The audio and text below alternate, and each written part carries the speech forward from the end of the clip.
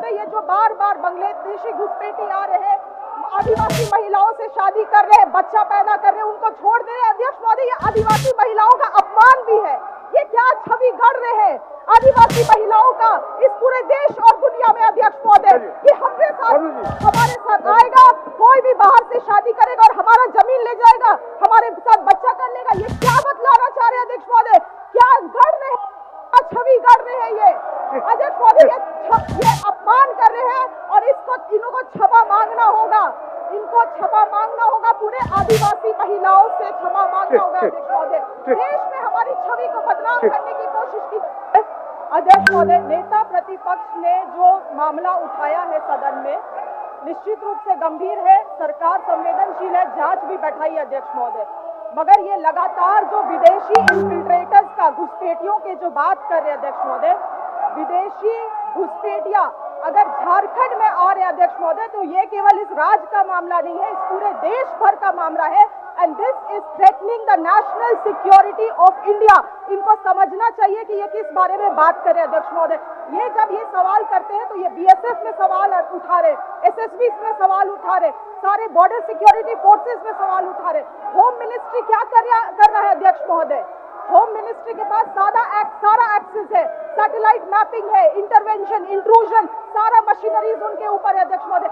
आज तक क्या केंद्र सरकार ने, होम मिनिस्ट्री ने कुछ भी आदेश दिया है केंद्र राज्य सरकार को, कुछ भी निर्देश दिया है और उसमें हम कायम नहीं हुए हैं? अगर ऐसा है तो ये बतलाए अध्यक्ष महोदय, इनकी नाकामियां है। और दूसरी चीज, बहुत अहम बात अध्यक्ष महोदय, ये जो बार बार बांग्लादेशी घुसपैठी आ रहे हैं, आदिवासी महिलाओं से शादी कर रहे हैं, बच्चा पैदा कर रहे हैं, उनको छोड़ दे रहे हैं। अध्यक्ष महोदय, ये आदिवासी महिलाओं का अपमान भी है। ये क्या छवि गढ़ रहे हैं आदिवासी महिलाओं का इस पूरे देश और दुनिया में। अध्यक्ष महोदय, कि हमारे साथ आएगा, कोई भी बाहर से शादी करेगा और हमारा जमीन ले जाएगा, हमारे साथ बच्चा कर लेगा, ये क्या बतलाना चाह रहे हैं अध्यक्ष महोदय? क्या गढ़ रहे हैं, छवि गढ़ रहे हैं ये अध्यक्ष महोदय? ये अपमान कर रहे हैं और इनको क्षमा मांगना होगा, इनको क्षमा मांगना होगा, पूरे आदिवासी महिलाओं से क्षमा मांगना होगा अध्यक्ष महोदय। देश में हमारी छवि को बदनाम करने की कोशिश की जा रही है। अध्यक्ष महोदय, आपने बड़ा संयमित और ये सार्वजनिक कहा कि ये सदन इस सत्र का आखिरी सदन है, इस विधानसभा का आखिरी सदन है मान्यवर, लेकिन इनकी छुपी हुई राजनीतिक मंशा को भी देखना और समझना बड़ा जरूरी है। आज जिस बांग्लादेशी घुसपैठिया का सवाल खड़ा करके इस राज्य को अराजकता की तरफ ये ढकेलना चाहते हैं, मान्यवर, मैं उनसे पूछना चाहता हूं कि भारतवर्ष में केंद्रीय सरकार उनकी है, 15 किलोमीटर तक के दायरे में बीएसएफ का कानून चलता है। जब आज इन्फिल्ट्रेशन की बात ये कहते हैं तो उनको ये बताना चाहिए कि झारखंड की कौन सी सीमा अंतर्राष्ट्रीय सीमा से लगती है। मान्यवर, बांग्लादेशी घुसपैठिया का जिक्र करके पूरे देश में लोगों ने डिवाइसिव पॉलिटिक्स किया है। यहाँ भी आज झारखंडियों को बांटने की कोशिश कर रहे हैं। मैं चुनौती देकर उनको बोलता हूँ कि जिस डेमोग्राफी की चिंता आज इनको है, आज बाहरियों को झारखंड में बसाकर इन लोगों ने झारखंड की जो डेमोग्राफी समाप्त की है और उनके पीठ पर खड़े रहे, उसका जवाब कौन देगा? आज ये लोग रांची में बाहरियों को बसाकर मूल झारखंडियों को जंगल में ढकेल रहे हैं और उन्हीं बाहरियों के वोट पर जीत कराने वाले ये लोग आज घड़ियालू वासी रो रहे हैं। मान्यवर, हम इनसे सवाल करते हैं कि झारखंड की डेमोग्राफी को बाहरियों को बसाकर बर्बाद करने वाले ये लोग जनता के बीच किस मुंह से जाएंगे? बाहरियों के संरक्षक इन लोगों को जनता खदेड़ कर बाहर करेगी। आदिवासियों की जमीन लूटने के लिए एसपीटी सीएनटी तक को इन्होंने बदलने का प्रयास किया और आज इनके पास जनता के हितों के कोई मुद्दे नहीं है। देश में भी इनके हिंदू मुसलमान के मुद्दे चलते हैं, यहाँ भी ये मुद्दा विहीन लोग, ये बांग्लादेशी घुसपैठी जानबूझ के इस मुद्दे को खड़ा करना चाहते हैं, जिसके आधार पर ये चुनाव में जाना चाहते हैं। इनके पास जनता के हित में मुद्दे नहीं है। अध्यक्ष महोदय, आप भी संथालपना के लोग हैं, मेरी बात पूरी होने दीजिए अध्यक्ष महोदय। आप भी संथालपना के लोग हैं, हम सब भी संथालपना के लोग हैं। ये संथालपना को, झारखंड को टुकड़ों में विभक्त करना चाहता है अध्यक्ष महोदय। इनसे पूछिए, क्या भारतीय जनता पार्टी के एजेंडे में जिस प्रकार जम्मू कश्मीर को टुकड़ों टुकड़ों में विभक्त करके जम्मू कश्मीर के अस्तित्व को समाप्त करने का प्रयास किया, क्या झारखंड के अस्तित्व को समाप्त करना चाहता है? ये ऐसे लोग हैं, इन्हें आदिवासियों के कल्याण से कोई मतलब नहीं है, ये केवल राजनीति कर रहे हैं, राजनीति कर रोटी सेक रहे हैं। इसलिए ऐसे लोगों को थोड़ी भी तरजीह नहीं देनी चाहिए। और मैं विश्वास के साथ कह सकता हूं कि आने वाले चुनाव में सुपड़ा साफ होगा, एक लौट के आने वाला शिल्पी जब राज्य सरकार ने कोई कार्रवाई नहीं की, किसी की गिरफ्तारी नहीं हुई, तो वहां के आदिवासी छात्रों ने उसके लिए खिलाफ आंदोलन का निर्णय लिया। केकेएम कॉलेज के छात्र पहले से आंदोलन करने के लिए बाकायदा एसडीओ के सामने जाकर फरियाद किए, उनको बताया कि भाई हमारे को सुरक्षा दीजिए, हम निकालेंगे। राज्य सरकार के कहने पर इस मामले को डाइवर्ट, चूंकि उसमें लिखा हुआ था कि बांग्लादेशी घुसपैठियों के संरक्षण और उसके खिलाफ में हम लोग का आंदोलन है, हमारी जमीन जो लूटी गई है उसके खिलाफ आंदोलन है, होपनी मरांडी और दांदू हेम्ब्रम को न्याय मिले इसके लिए आंदोलन है। इसलिए पुलिस 12:30-1 बजे जाकर के उस पर लाठीचार्ज करके इतना सारा तस्वीर है, वीडियो है, मार करके अभी भी लोग 2 हायर माने कि इलाज के लिए गए हुए हैं, सीटी स्कैन हो रहा है, उस पर कोई जवाब नहीं दे रही सरकार। उसके बाद उल्टे उसको उन पे केस करके उनको जेल में डालने के लिए उस पर कह रही है।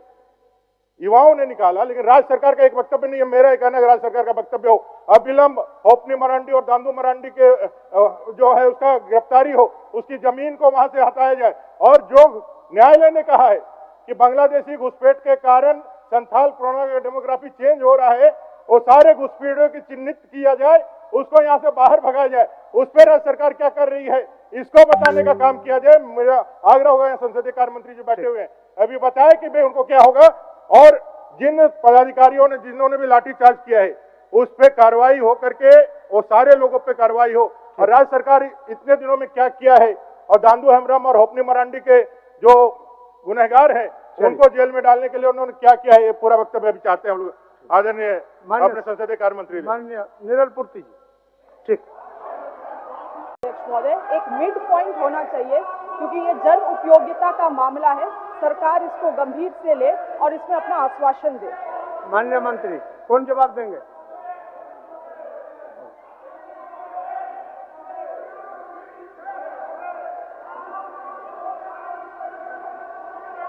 अध्यक्ष महोदय,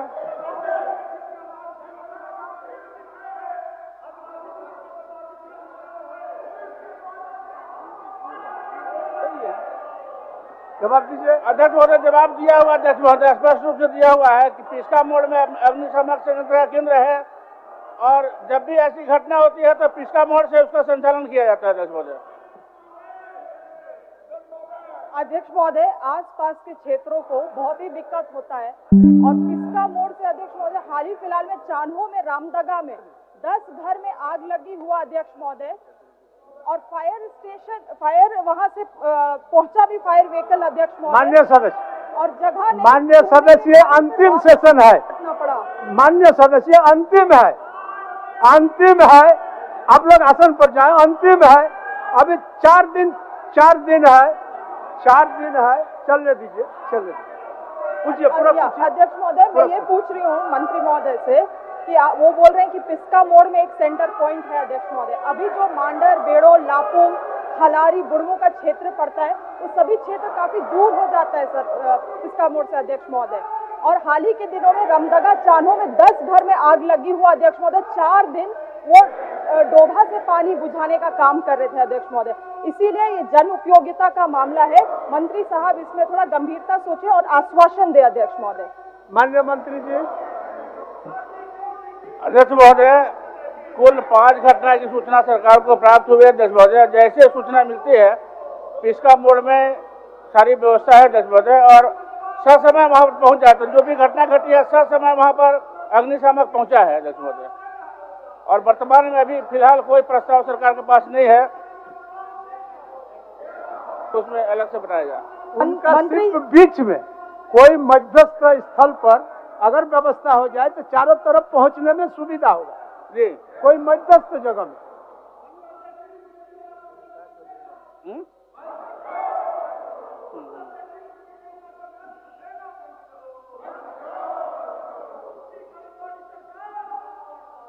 अध्यक्ष महोदय बहुत दूरी नहीं है अध्यक्ष महोदय, समय पहुंच जाता है वहाँ।